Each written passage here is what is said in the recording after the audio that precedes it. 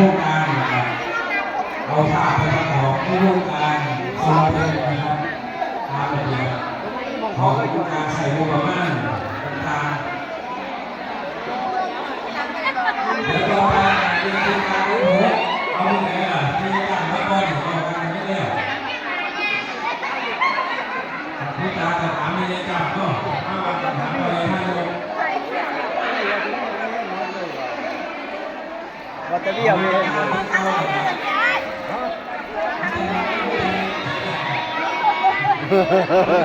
เน่นหน่อยเน่นหน่อยหนาวแล้วเด้อวันนี้เน่นหน่อยหนาวแล้วเน่นหน่อยหนาวแล้ว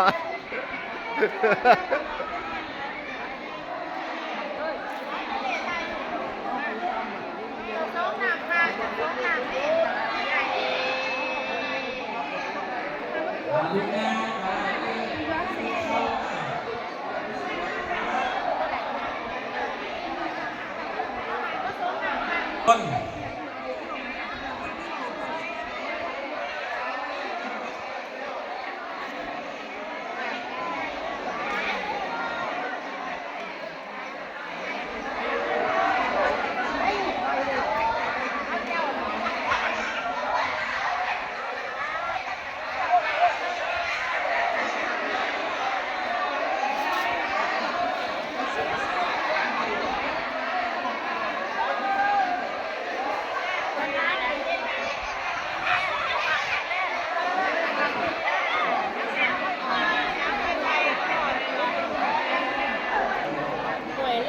ขบวนนี่คือบ่เขื่อนจักเทื่อ ยักษ์บ่เคลื่อนจักเทื่อนี่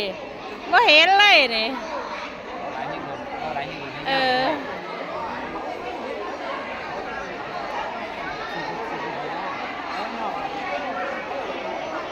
เป็นไงล่ะ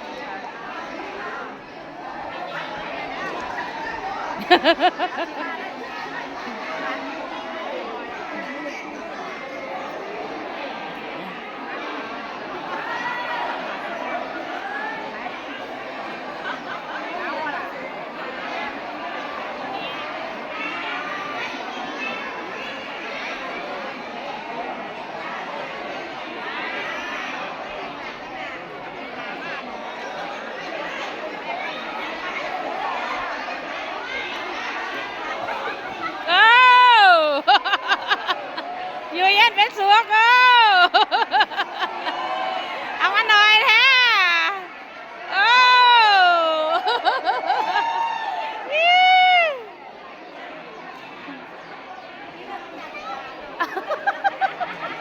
มันน้อยมันน้อยมันน้อยมันน้อยมันน้อย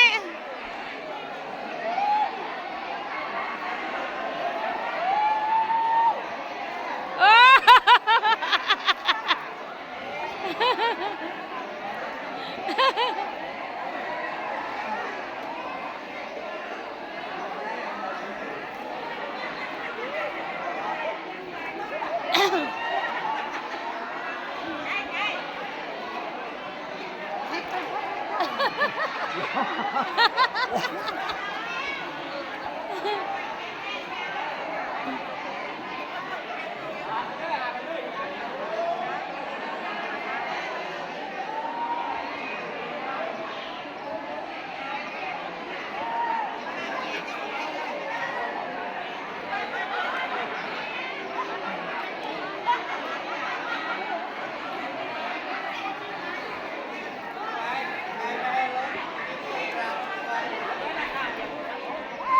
เปลี่ยนโทรศัพท์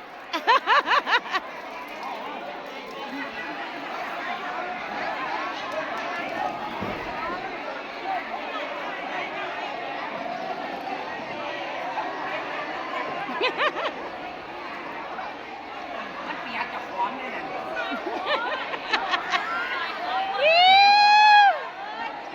โอ้น้ำพุ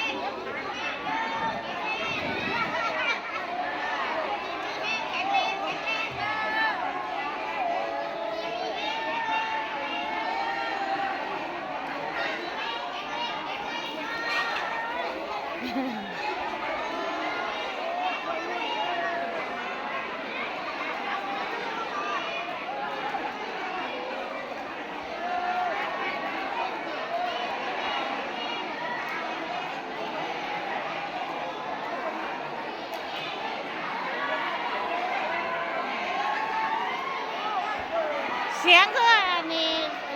แซวเลย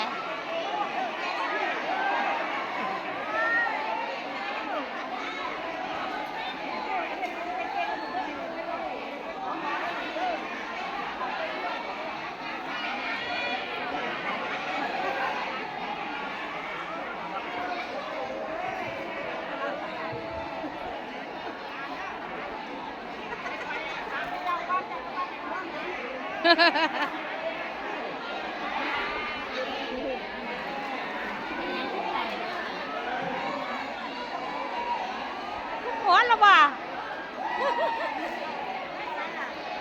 สายน้ำแล้วอย่าลืมกดตามโอ้ยเจ้าก็อยู่ที่มีแห้งคือกันนั่นละเจ๊บ้านหลังไงโอ้ยว่าเป็นเจ๊เป็นเจอดอกเป็นคนคือเก่าอันนี้ละ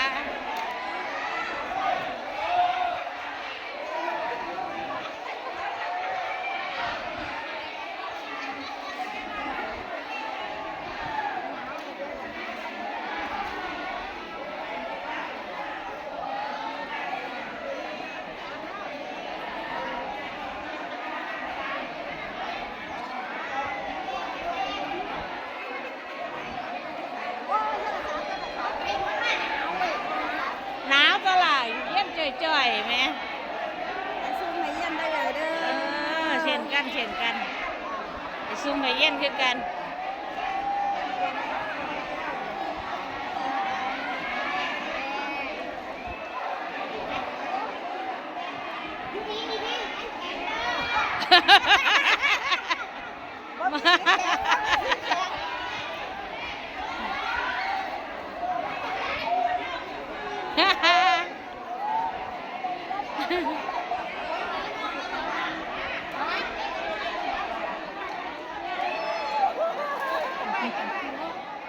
เย็นตูด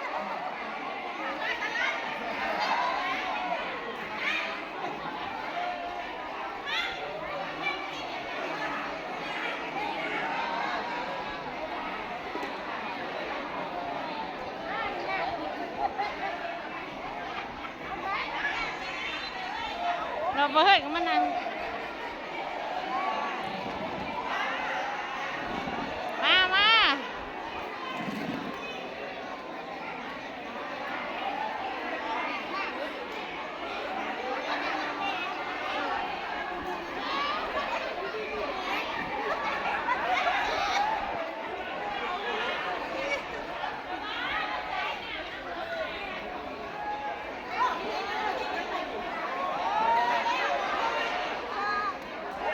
เอาหลวงพี่ลูกนี้จะบ่เหิงเหรอหลวงพี่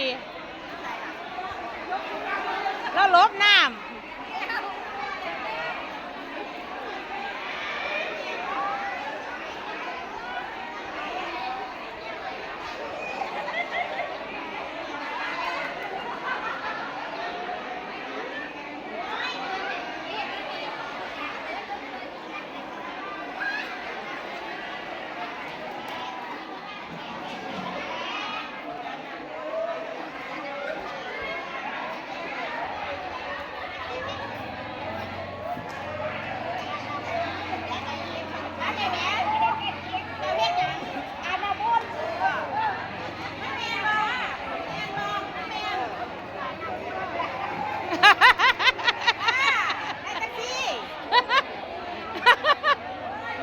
เห็น ไม่เห็น ตะกดเลยกดอะไร ปิดบ่ ถ้าพ่อหรอวะ ได้แล้วปิด